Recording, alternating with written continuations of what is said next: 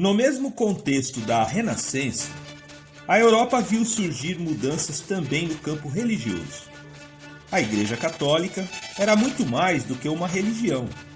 Além de possuírem o monopólio do domínio espiritual sobre o povo, detinham forte influência sobre os reis, já que precisavam contar com as bênçãos do Papa para o povo obedecer.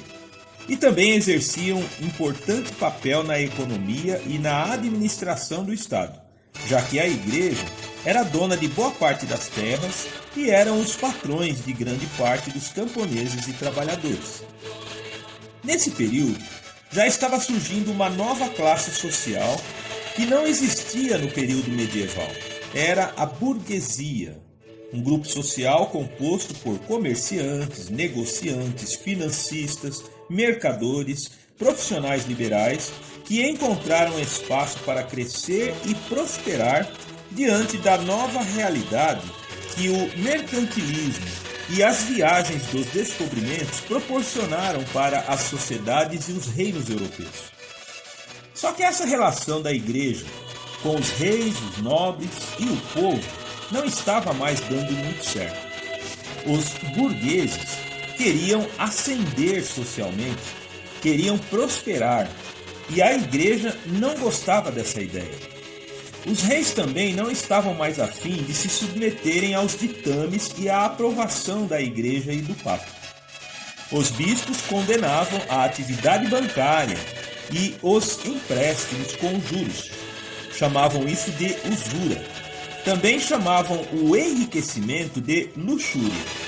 Foi então que o ex-monge alemão Martinho Lutero promoveu, em meados do século XVI, a Reforma Protestante. Este movimento revolucionário religioso começou por condenar a venda do perdão sob pagamento em dinheiro praticado pela Igreja, argumentando que o cristão poderia obter o perdão dos seus pecados se apenas se arrependesse em oração ou confissão. Martinho Lutero escreveu 95 teses conflitantes com os dogmas da Igreja Católica e as afixou na porta da Abadia de Wittenberg, na Alemanha, o que, logicamente, rendeu-lhe uma reprimenda por parte do Papa Leão X, onde imediatamente expediu a bula papal, que exigia a retratação pelas heresias por parte de Martinho Lutero e a sua assinatura no documento. Em sinal de insubordinação, Martinho Lutero rasgou a bula papal em praça pública, de modo que teve que se retirar de cena e se esconder no castelo de Wartburg, também na Alemanha. No período de reclusão, Martinho Lutero produziu vários livros e ensaios teológicos e conseguiu finalizar a tradução da Bíblia do latim para o alemão. Logo, em 1530, o protestantismo já se espalhara por boa parte do Sacro Império Romano Germânico e na França, causando então uma cisão entre Igreja Católica Romana e o protestantismo luterano, onde de 30% a 40% da população se convertera à nova seita. Mais tarde, na França, João Calvino deu novo impulso à reforma protestante, ampliando e, ao mesmo tempo, confrontando vários aspectos teológicos iniciados por Martinho Lutero. A reforma protestante preconizava as chamadas 5 solas.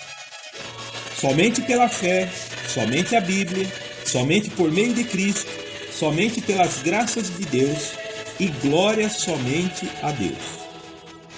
Após juntar-se à reforma protestante o movimento calvinista, introduziram-se novos conceitos como que Deus já tem como escolhidos aqueles a quem ele pretende salvar, bem como a louvação do trabalho, da prática de guardar dinheiro e que ficar rico não é pecado.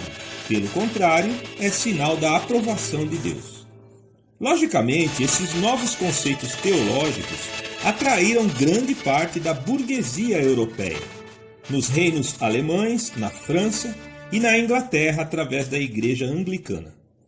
A reação da Igreja Católica fora a convocação do Concílio de Trento, para promover a Contra-Reforma e reafirmar os dogmas católicos frente ao protestantismo emergente, sendo que esta iniciativa resultou no movimento artístico, musical, religioso e filosófico denominado Barroco Europeu, com o intuito de enaltecer as virtudes e a beleza da fé católica romana.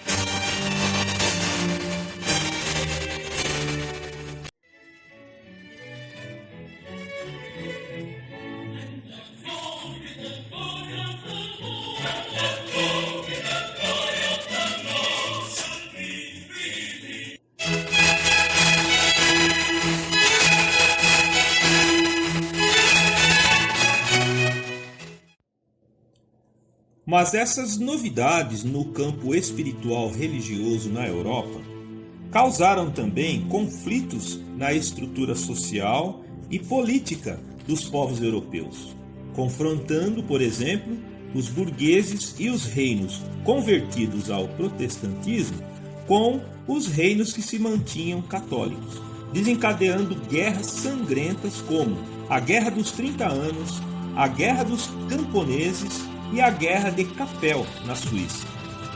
Proporcionalmente, essas guerras religiosas entre católicos e protestantes no norte da Europa mataram mais pessoas do que as duas grandes guerras mundiais.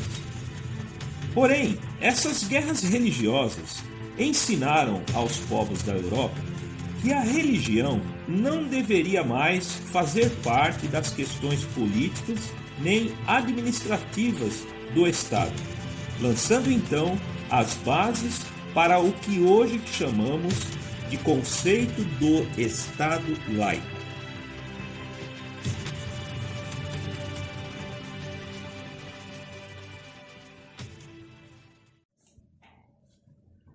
No século XVI até o século XVIII, o mundo estava mergulhado no mercantilismo, agora não restrito ao Mediterrâneo, mas em escala mundial.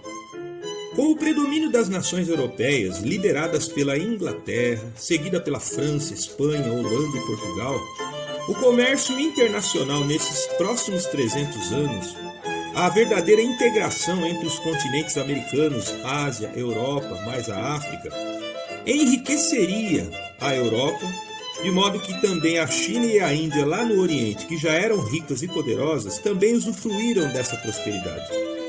Também, o mundo viu surgir outra potência mundial, agora no novo continente, os Estados Unidos da América. O crescimento econômico gera, antes de tudo, crescimento populacional, que por sua vez gera demanda por mais comida. Então, o mundo só conseguiu prosperar e aumentar sua população porque naquele momento se dispunham de uma maior variedade de alimentos que se adaptaram bem ao solo europeu e ao território das colônias e pôde aumentar a quantidade de alimentos produzidos.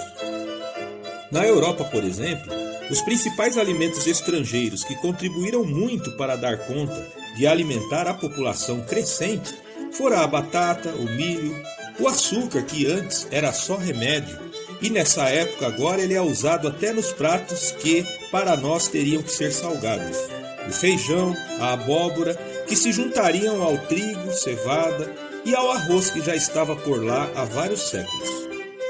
O surgimento da gastronomia se deu no início do período histórico denominado Iluminismo, que é considerado como um passo adiante da Renascença. Alimentados pelos pensamentos revolucionários dos renascentistas, os iluministas passaram a valorizar ainda mais a ciência e a questionar a autoridade da Igreja sobre o conhecimento, que naquele momento não tinha mais o poder político que teve na era medieval, mas ainda tinha grande influência sobre o pensamento das pessoas, ou melhor, influenciava as pessoas a não pensarem, pois A igreja se achava sabedora de tudo e, quando fosse preciso, ensinaria o que fosse necessário.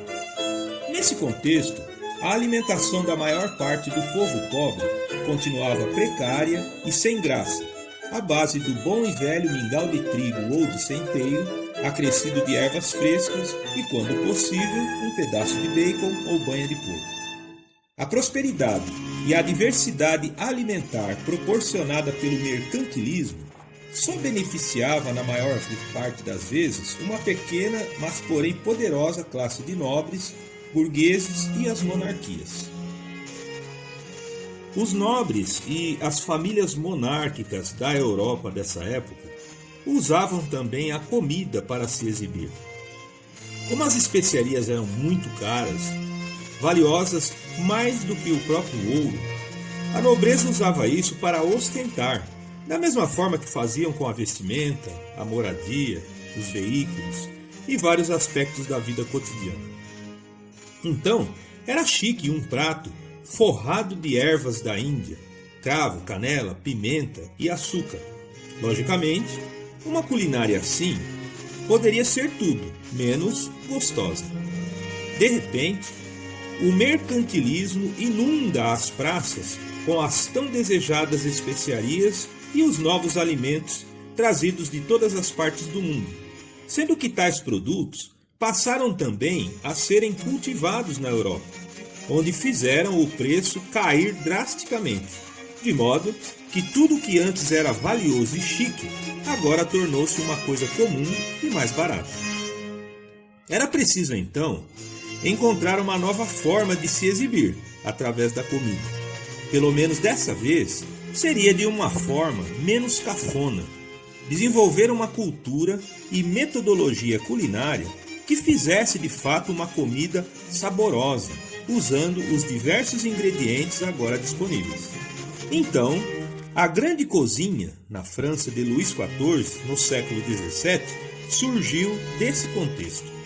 Entendendo esse processo, vamos entender muita coisa que de forma intuitiva nos orienta quanto à nossa forma de se cozinhar hoje em dia.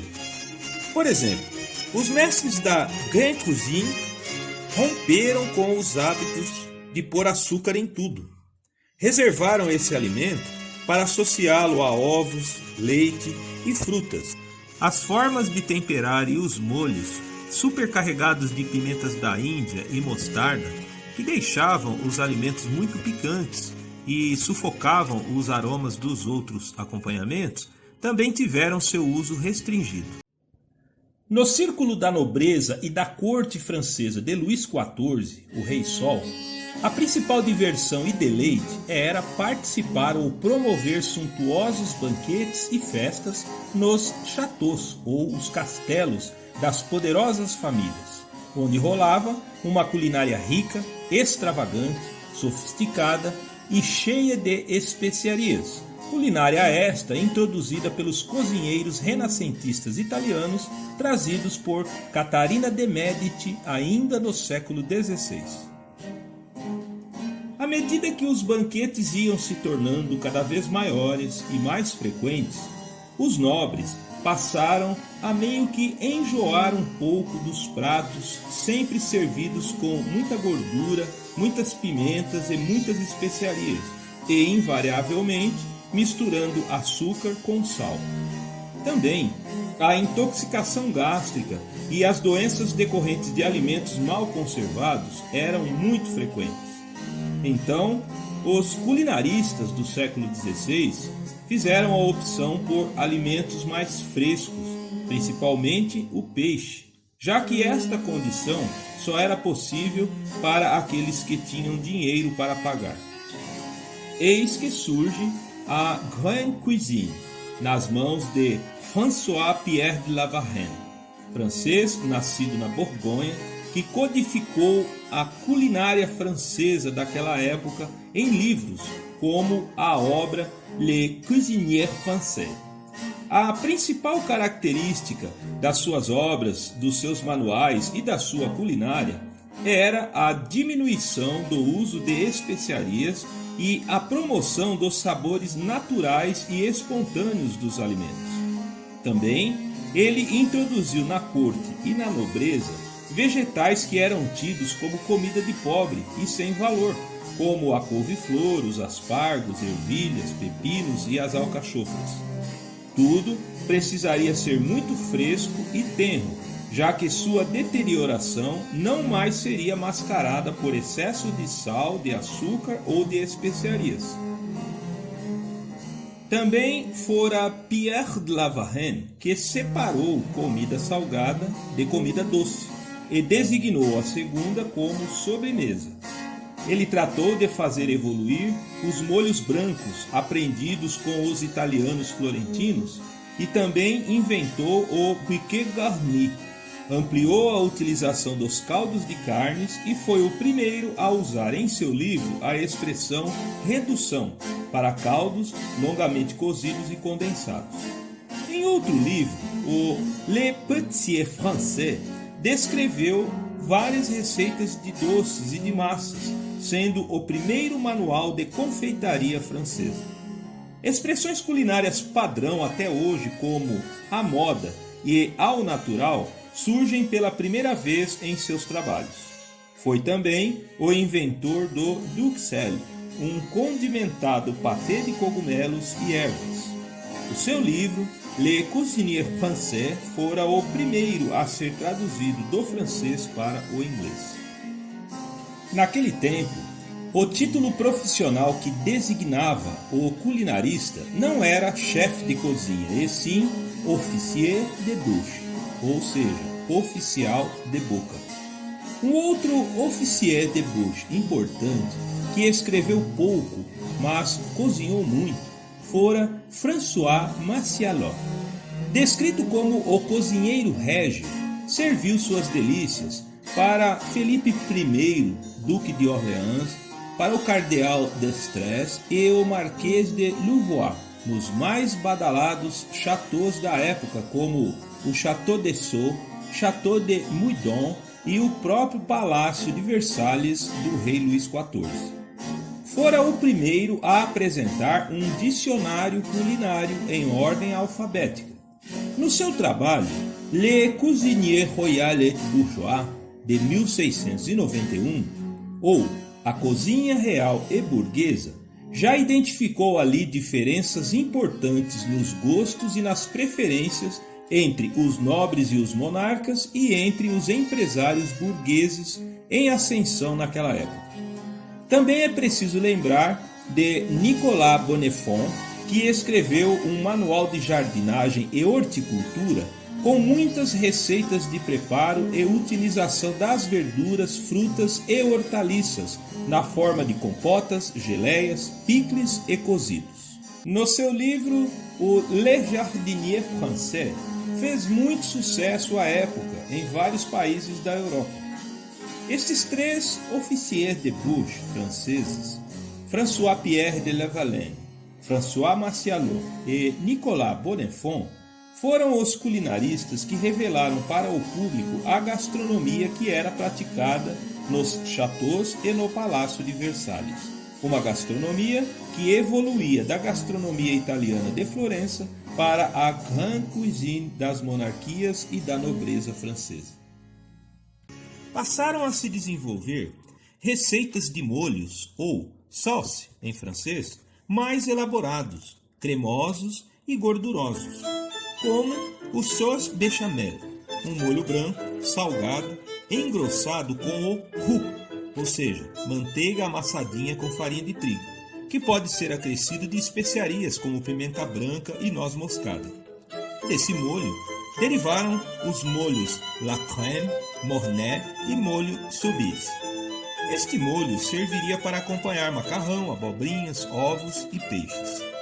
Também o sauce velouté, ou um caldo de vitela, frango ou peixe, engrossado com gema de ovo, creme de leite e acrescido de tomate e suco de laranja para dar uma corzinha.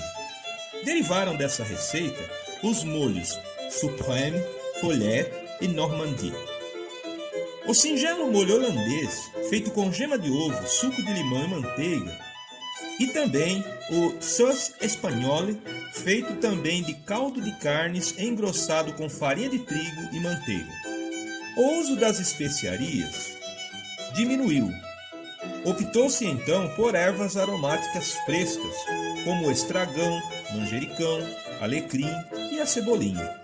Também é nessa época que se inventa o bouquet garni, onde só se deseja adicionar ao prato os aromas e essências herbais. É também nesse movimento que se faz o uso mais intenso dos vegetais em detrimento às carnes, onde a salada de frutas também obtém destaque. Os vegetais da horta do rei viraram moda no meio dos nobres. Aspargos, ervilhas, aipos, alcachofras e o incremento das receitas de soufflé. Os pomares de frutas também passaram a receber toda a atenção, de modo que a profissão de jardineiro e de cultivador de hortas fora muito valorizada nesse período.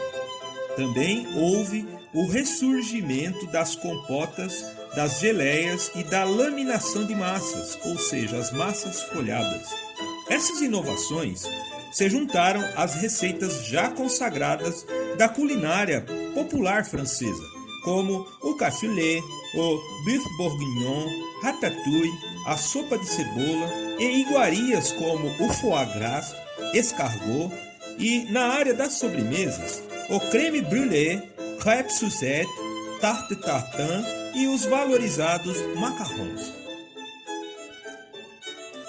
Seria neste período também que seriam acrescentados aos hábitos não apenas dos franceses, mas dos europeus em geral, o café trazido da Etiópia, o chá trazido da Ásia, o chocolate e o tomate trazido das Américas.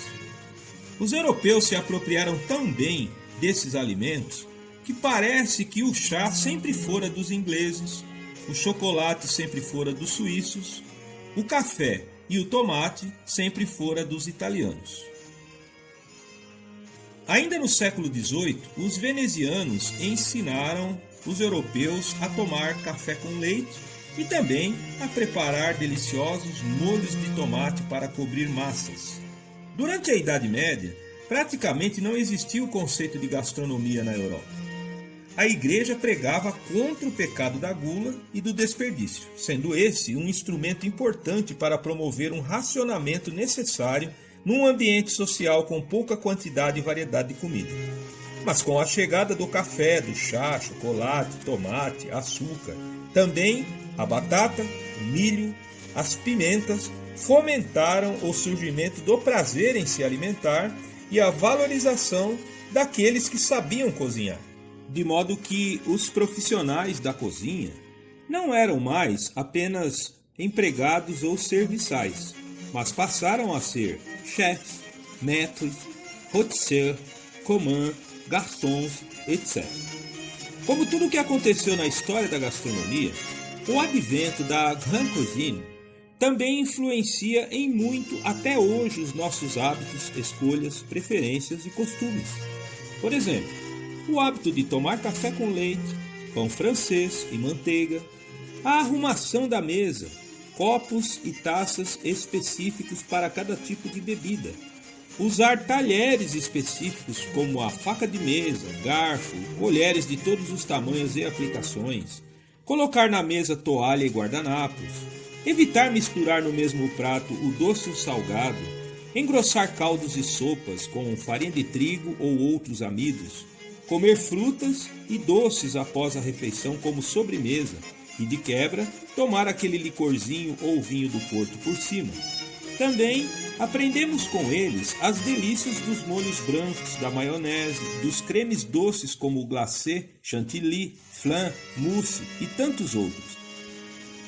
Também a Grande Cuisine transformou meros refeitórios cuja finalidade era apenas alimentar e matar a fome em verdadeiros restaurantes, onde se trabalha com os alimentos previamente preparados, onde eles são apresentados no menu ou à la carte para anunciar e ofertar as delícias, onde existem pessoas preparadas para o atendimento, como o garçom, o commis e o barman. e todo o aparato montado para não apenas alimentar as pessoas, mas para tornar o momento da refeição uma ocasião de deleite e de prazer. A Grande Cuisine, surgida no período de Luís XIV, fora fruto do reinado mais longo, ao todo 72 anos, mas também o mais rico, mais próspero e, por isso mesmo, o mais snob da história da monarquia francesa, pois a corte de Luís XIV gastava vultuosa soma em dinheiro com luxos e extravagância. E o próprio rei Luís XIV era considerado um monarca difícil de se agradar. Mas, por ele saber indicar os melhores auxiliares, ser inteligente e conseguir levar o reino da França à liderança entre as potências europeias, por isso mesmo, a nobreza francesa o reverenciava como o Rei Sol. Entre os seus nobres auxiliares, ele contava com o Marquês de Belle-Île, Nicolas Fouquet, que era um superintendente das finanças do reino, um marquês astuto, ganhador de dinheiro e que também promovia suntuosas festas para a nobreza em seu palácio, o Château Vaux-le-Vicomte. Segundo a história, Luís XIV tinha muitos ciúmes do brilho e do prestígio que Nicolas Fouquet tinha na sociedade francesa.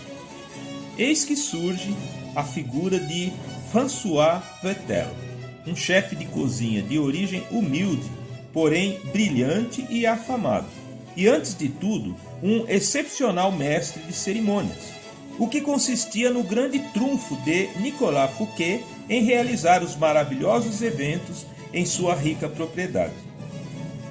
Então, o rei Luís XIV, o Rei Sol, impossibilitado de conviver com o brilho de outro astro no mesmo reino, exerce seu papel de monarca absolutista e manda prender Nicolas Fouquet sob fracas acusações de fraude e conspiração. Mais tarde, historiadores identificariam o Marquês de Belle-Île, Nicolas Fouquet, como o Cavaleiro da Máscara de Ferro. Isto após a sua morte na prisão. Então, o chefe François Vatel vai trabalhar agora para o príncipe de Condé, Luís II de Bourbon-Condé, que era primo do rei Luís XIV e que aspirava a ser o comandante do exército do rei, sendo que o rei andava magoado com o primo por causa de posicionamentos políticos dele nas batalhas das Frondas. O príncipe de Condé, então, estava decidido a se reconciliar com seu primo, o rei Luís XIV, de modo que o convidou para um fim de semana de caça em sua magnífica propriedade, o Château de Chantilly. François Vatel, que muito estimava o seu patrão, o príncipe de Condé, teria o enorme desafio de preparar banquetes, bem como criar atrações, diversão e cerimonial impecável, a fim de agradar ao rei Luís XIV e à sua corte.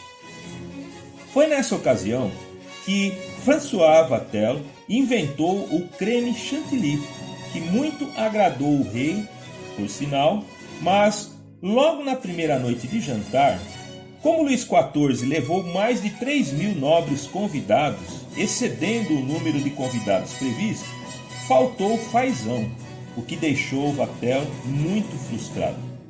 Mas o cerimonial correu de forma impressionante e divertida, onde além de a corte e dos nobres experimentarem uma gastronomia maravilhosa, também se divertiram muito.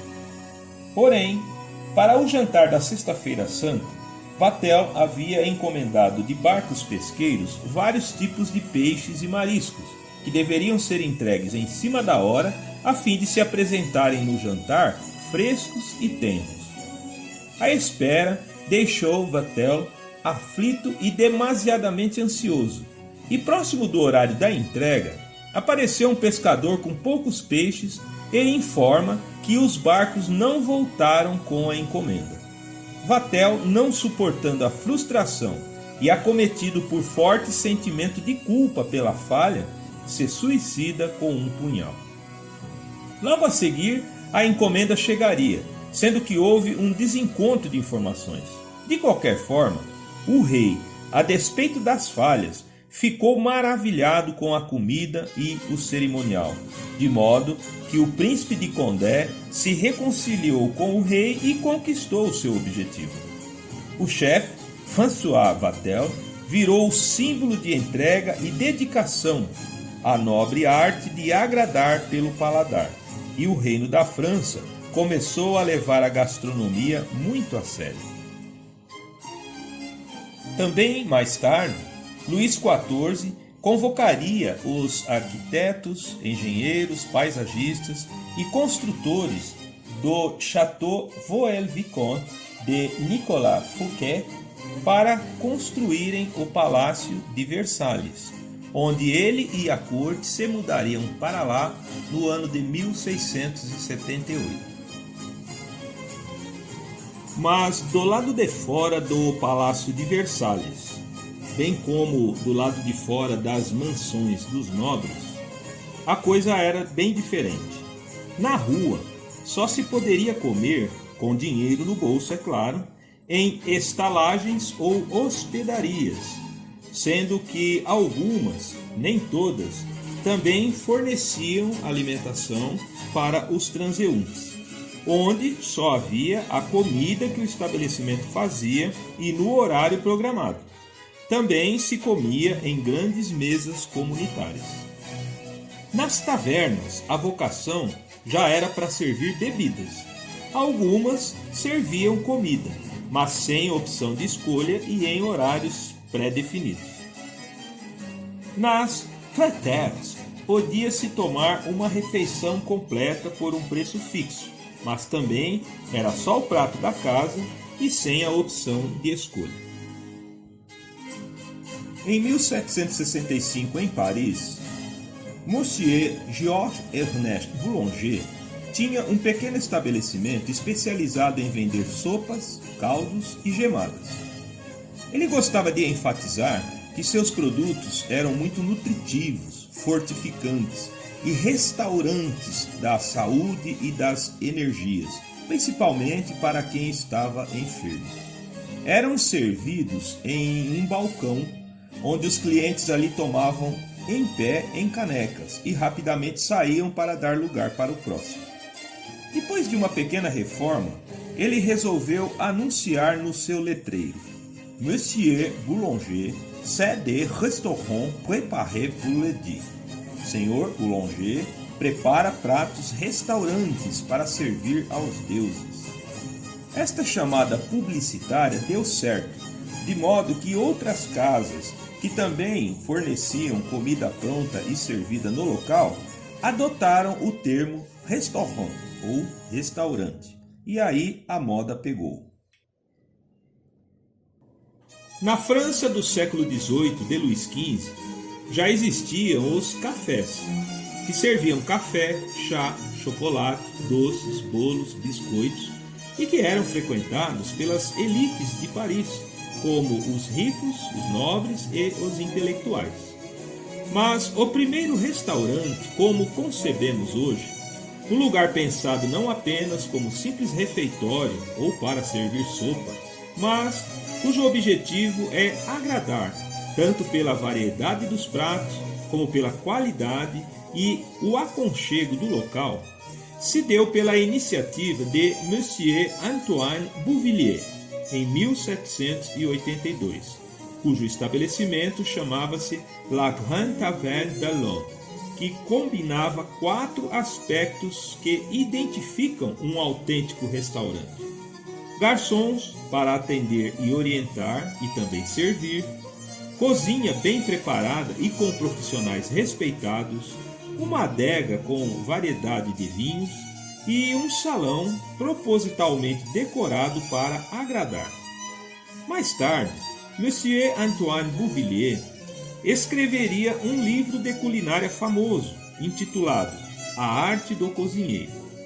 Se na época de Luís XV não haviam mais que 300 restaurantes por toda a Paris, após a Revolução Francesa, este número passava de 3.000.